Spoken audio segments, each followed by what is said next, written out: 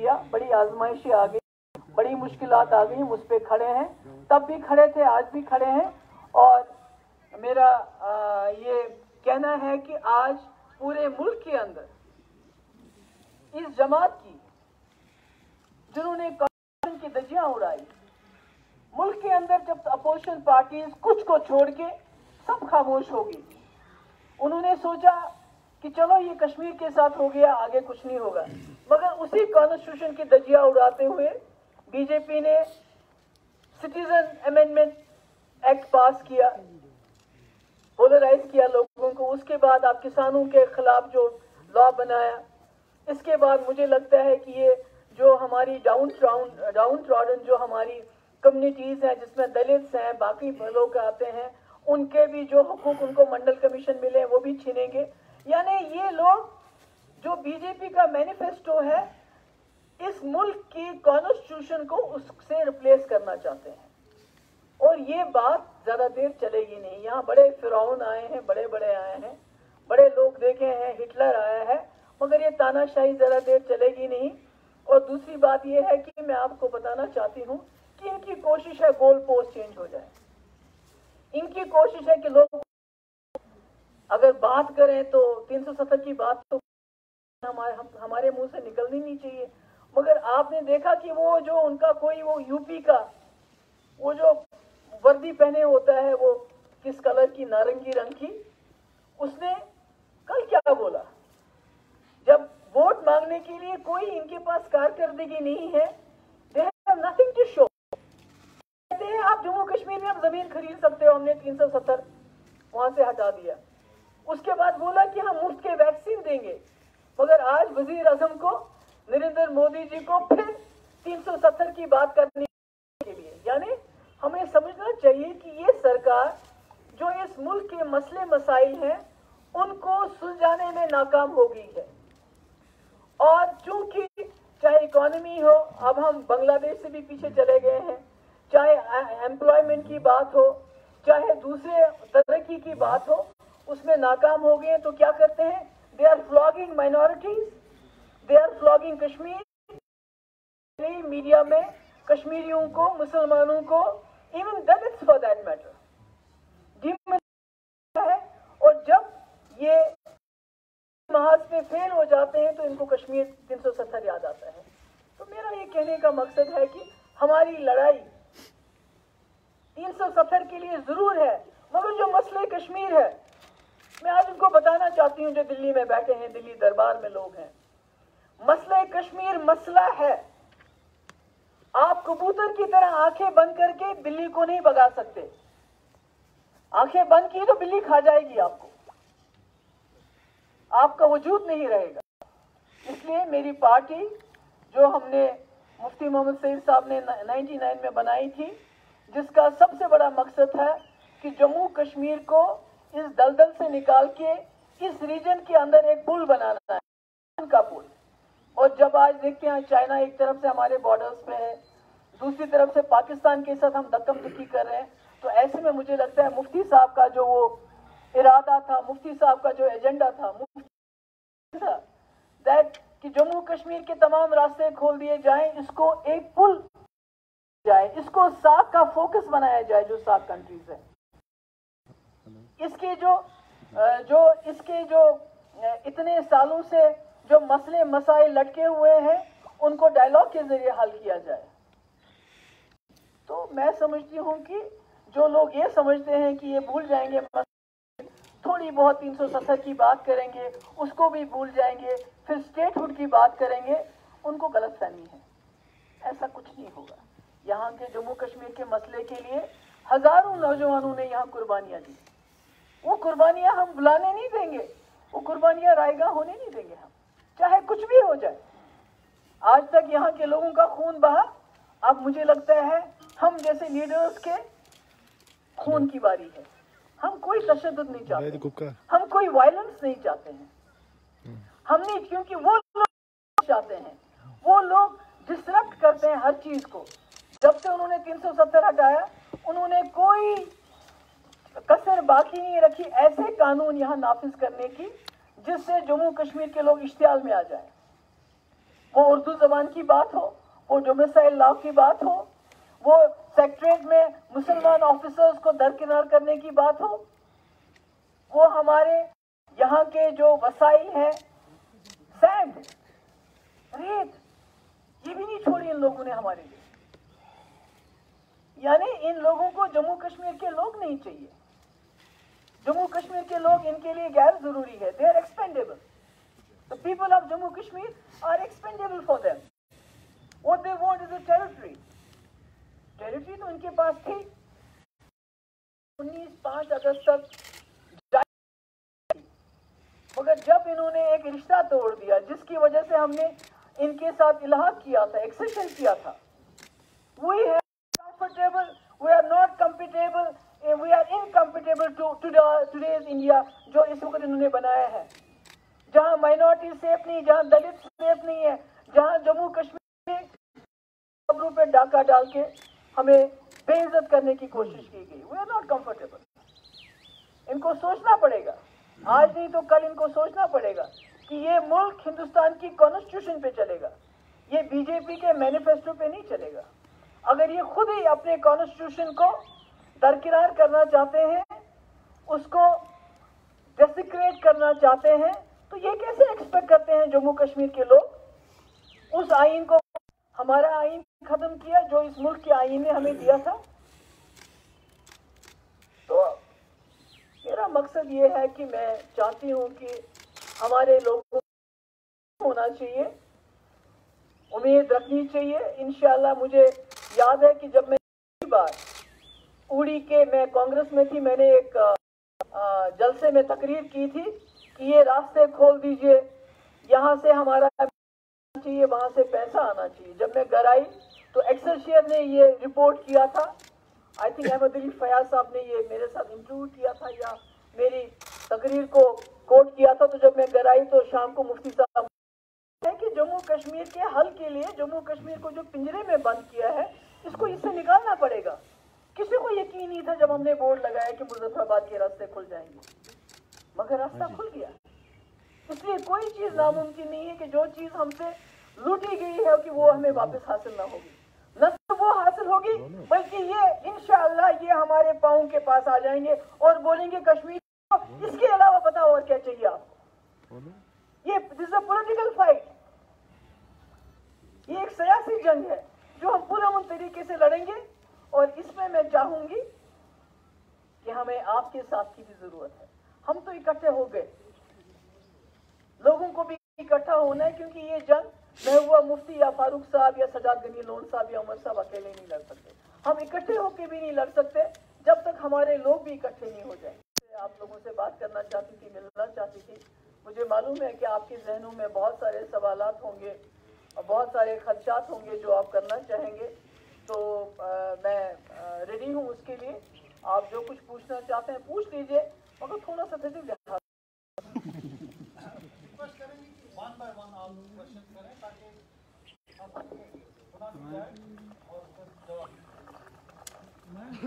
मैं 5 अगस्त से पहले आपने तकरीर में कहा था कि अगर 370 की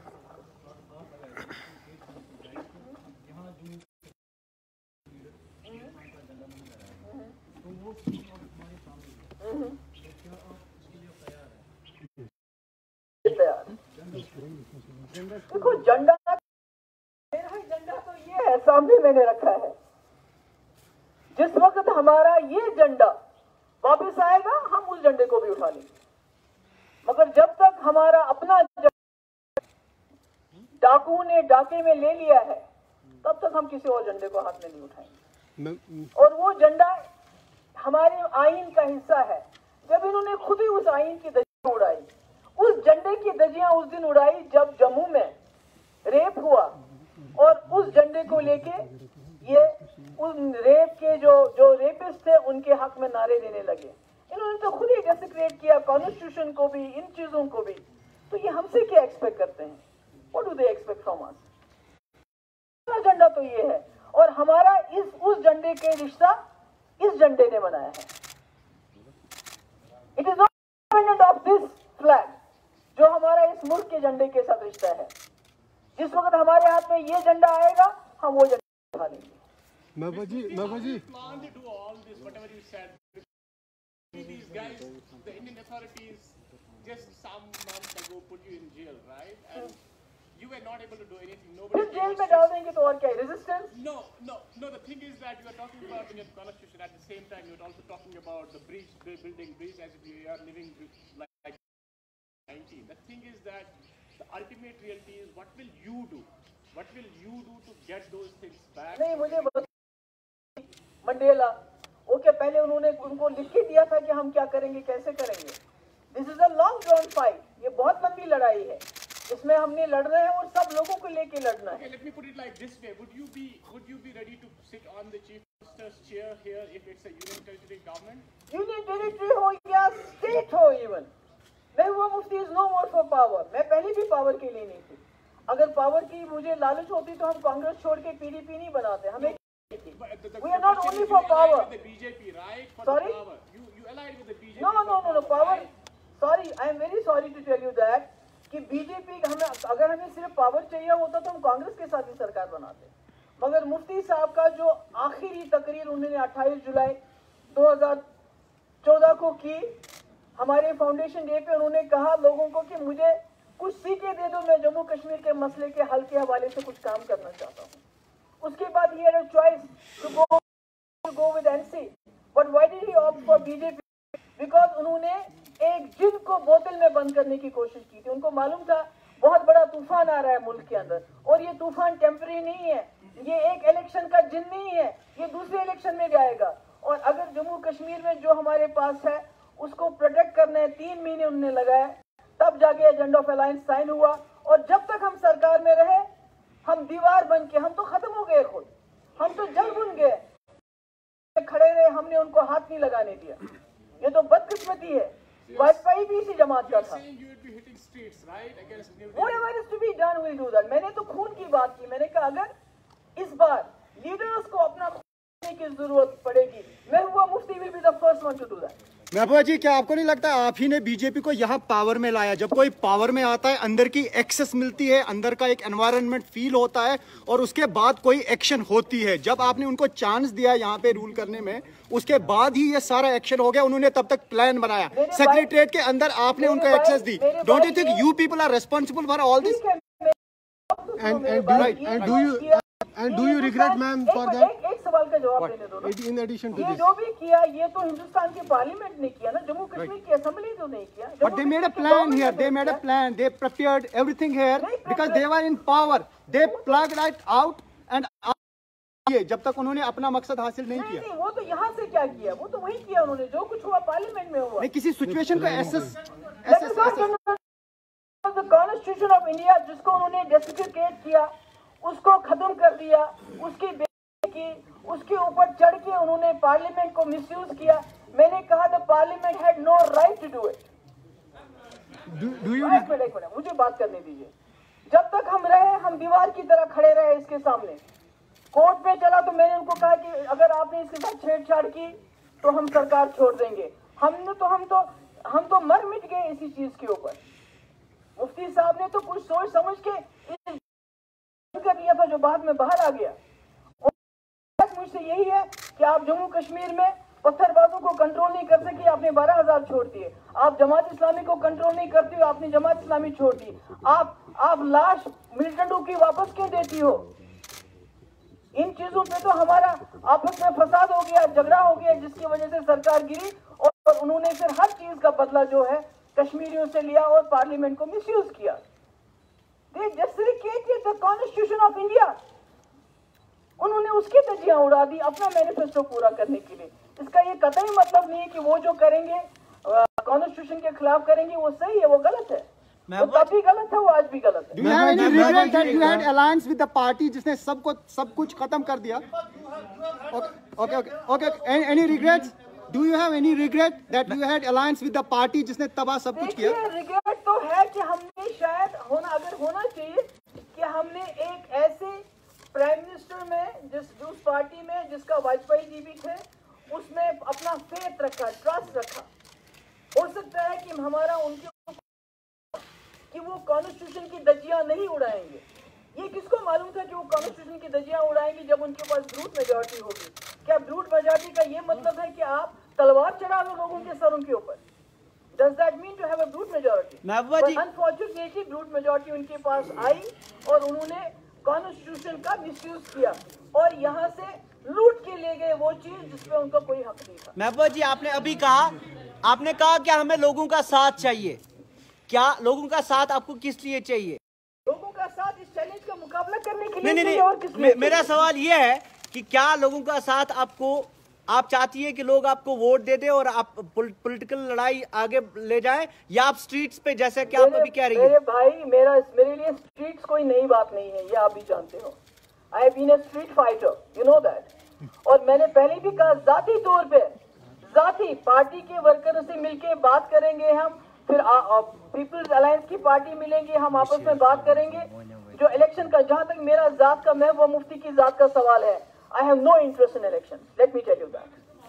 मैं जो आईन जिसके अंदर मैं इलेक्शन लड़ती थी, जब तक वो आईन हमें वापस नहीं होता, Mehbooba Mufti has got nothing to do with the elections. Let me tell you that. Mehbooba जी,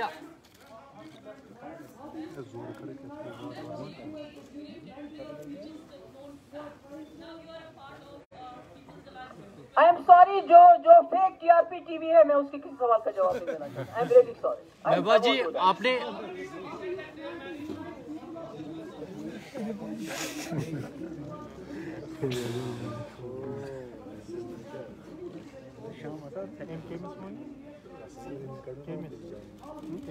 देखिए, ये तो बीजेपी की कोशिश है to divide people, Kashmiri and Dogra, Shias and Sunni, Gujjars and Paharis, मगर हम इसको कामयाब नहीं होने देंगे। ठीक है, bunch of people may get together in Jammu and ask for something, मगर उसका ये कहीं मतलब नहीं है कि हम जो हम कर रहे हैं उसको वो नेगेट कर सकते हैं। We stand by what we have said and इंशाल्लाह वी विल यूनाइट पीपल। हम अभी तो आपस में हमारा यूनाइट होना कितना मुश्किल था।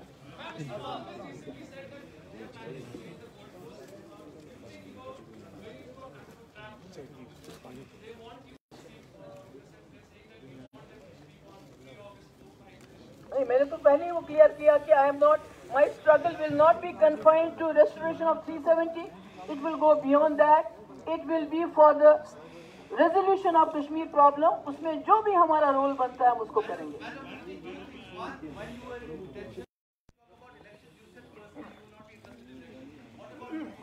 मैंने कहा ना, मैंने जहां तक पीडीपी का सवाल है, अब तो हम अकेले नहीं हैं। जैसे आपको याद होगा, पंचायत इलेक्शन थे तो हमने नेशनल कॉन्फ्रेंस और हमने इकट्ठे फैसला किया था कि हम इलेक्शन में पार्टिसिपेट करेंगे कि नहीं करेंगे। इसी तरह इस वक्त पहले में अपने जो हमारे वर्कर है अपनी पार्टी के अंदर डिस्कस करेंगे, उसके बाद पीपल्स अलायंस में हम ये बात डिस्कस करेंगे और जो वहां से फैसला इकट्ठा हम करेंगे वही फैसला सब पे जो है लागू होगा। मगर जहां तक मेरा पर्सन का सवाल है, मैं अपने झंडे और अपने आईन के अंदर इलेक्शन लड़ने में इंटरेस्टेड नहीं हूँ। महबूबा जी, महबूबा जी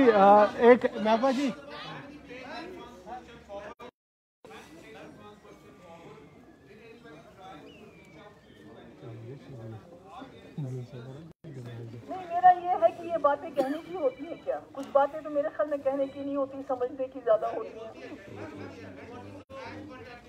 नहीं, वो तो मैं नहीं बताऊंगी। That is not done. वो एक वो तो सबको पता है कि वो जो कागज लाए थे पहले एक महीने के बाद ही, वो जो कि भाई हम बाहर जाके 370 पे बात नहीं करेंगे, अगर बात करेंगे तो 50 रुपये आपको देना पड़ेगा। और जब आप उसका तो आपने खुद देखा, जब हमारी कुछ लेडीज निकली जम्मू कश्मीर, उस दिन उन्होंने प्रोटेस्ट किया तो सबको जेल में डाल दिया और उसके बाद बॉन्ड लिख के लिया उनसे भी कि हम 1 साल तक बात नहीं करेंगे। तो ये तो this is there is nothing to case about it.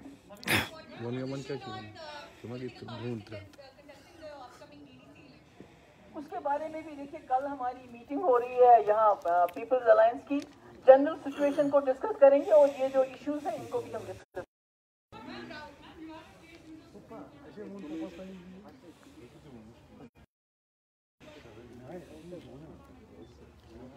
देखिए, मेरा ये मानना है कि ये पॉलिटिकल फाइट है। ठीक है, जुडिशरी में केस है, मगर जब तक आप इसको पॉलिटिकली इसको फाइट करोगे, एक माहौल नहीं बनाओगे, तो आपको पता है ये जो बाबरी मस्जिद में उन्होंने कहा कि वहाँ कोई बुत शुद्ध नहीं थे, वहाँ कोई सबूत नहीं मिले, उसके बाद लैंड किसको देंगे? मालूम है ना। इसी तरह से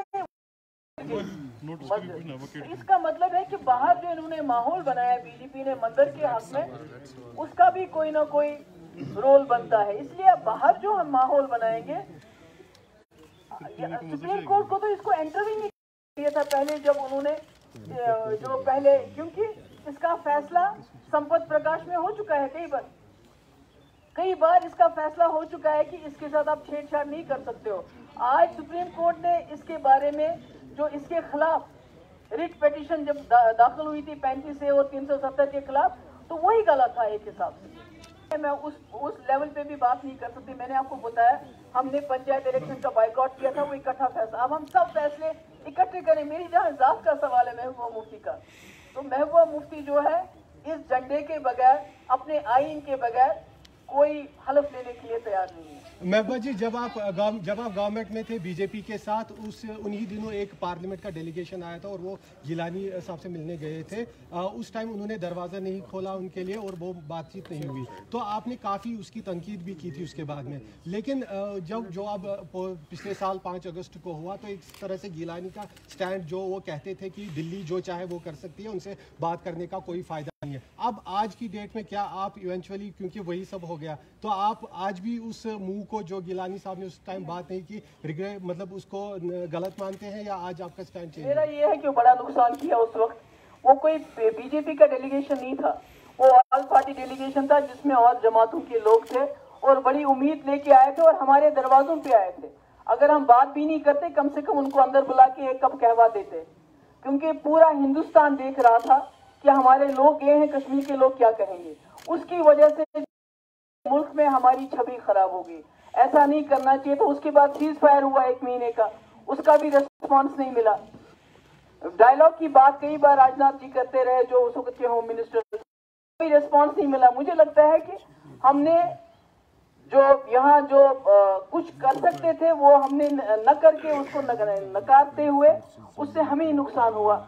मुल्क को, वहाँ के बीजेपी को कोई जाती नुकसान नहीं हुआ, हमें नुकसान हुआ। अच्छा महबूबा जी, जो आज पॉलिटिक्स हो रही है, जो अलायंस, इसको लेकर गवर्नमेंट ऑफ इंडिया जो है बार बार एक तरह से exploit.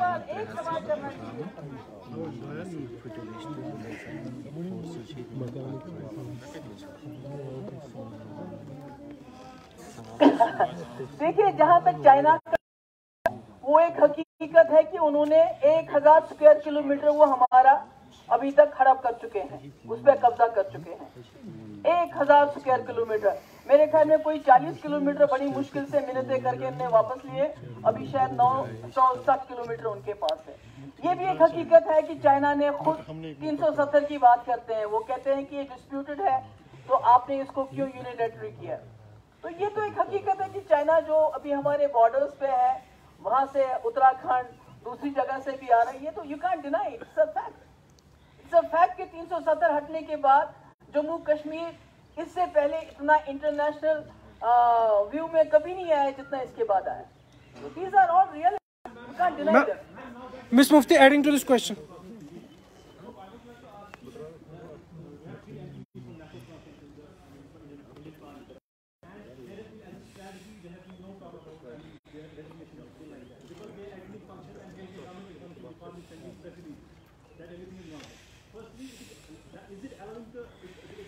Normalize the process of other side, firstly, and secondly, in the political history, we have seen MPs speaking, I mean, from Tamil Nadu, from Andhra Pradesh, and nobody calls them Pakistanis or anything like that. So, as a PDP, as a party, is there a question for national conference, is there alliance that something step like that?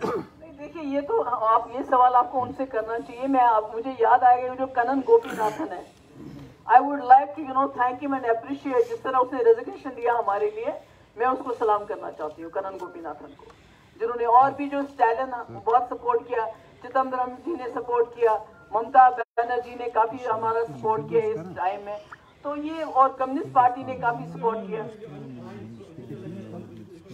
नहीं, मेरा ये है कि ये बातें जो है आपको उनसे पूछना चाहिए। ये I am not in a position to answer for them.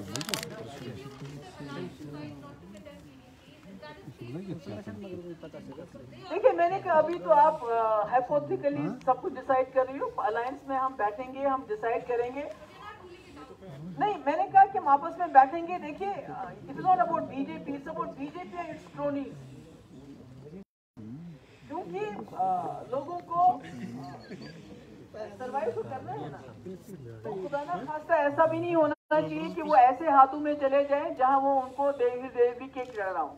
सो सारे प्रोज एंड कॉन्स को सामने रखते हुए हम डिसीजन लेंगे. फारूक साहब हमारे लीडर हैं, तो सब अपनी अपनी राय देके जो सही होगा वो हम करेंगे. Thank you, thank you, thank you.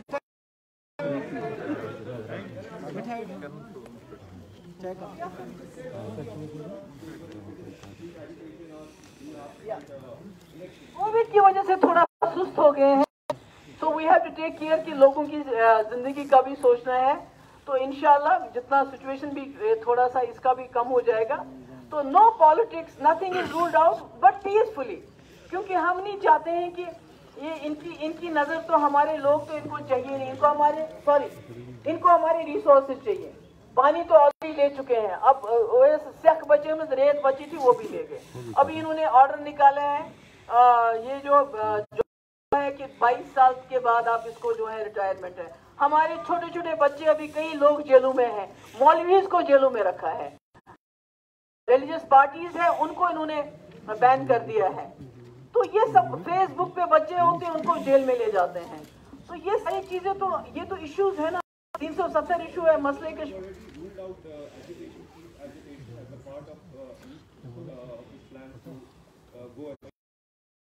I am not ruling out anything but the thing कि कोविड का भी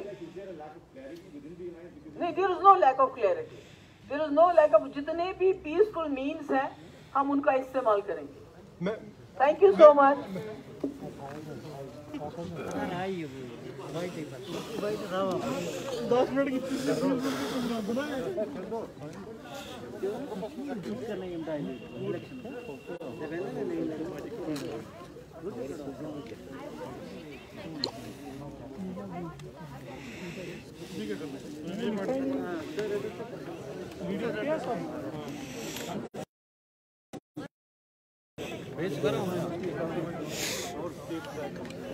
पार्टी प्लान